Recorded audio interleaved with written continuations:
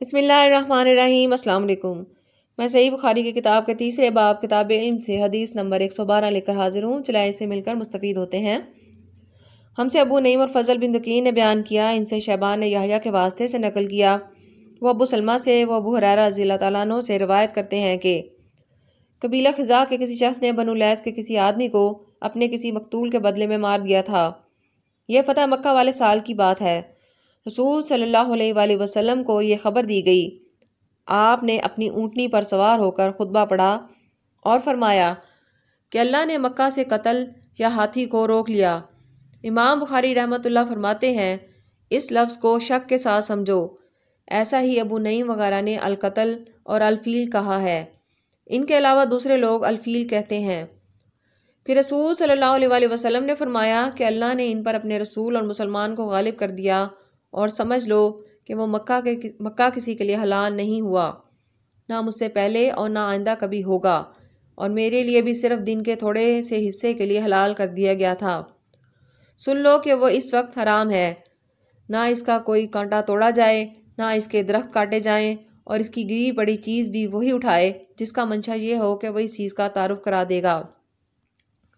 تو اگر کوئی شخص مارا جائے تو اس کے عزیزوں کو اختیار ہے دو باتوں کا، یا دیت لیں یا بدلہ۔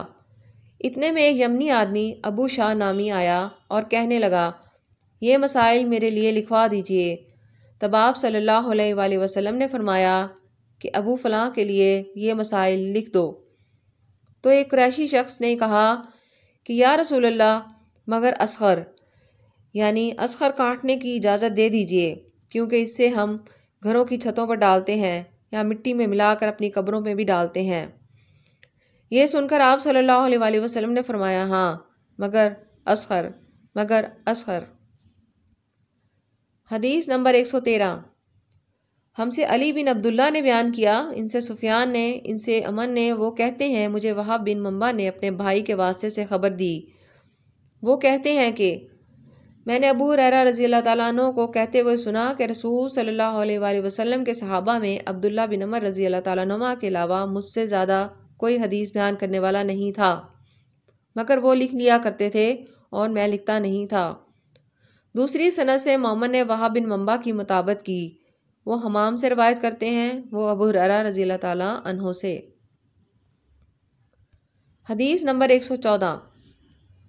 ہم سے یحییٰ بن سلمان نے بیان کیا، ان سے ابن وہب نے، انہیں یونس نے ابن شہاب سے خبر دی، وہ عبید اللہ بن عبداللہ سے، وہ ابن عباس سے روایت کرتے ہیں کہ جب نبی کریم صلی اللہ علیہ وآلہ وسلم کے مرض میں شدت ہو گئی تو آپ صلی اللہ علیہ وآلہ وسلم نے فرمایا کہ میرے پاس سامان کتابت لاؤ تاکہ تمہارے لیے ایک تحریر لکھ دوں، تاکہ بعد میں تم گمراہ نہ ہو سکو۔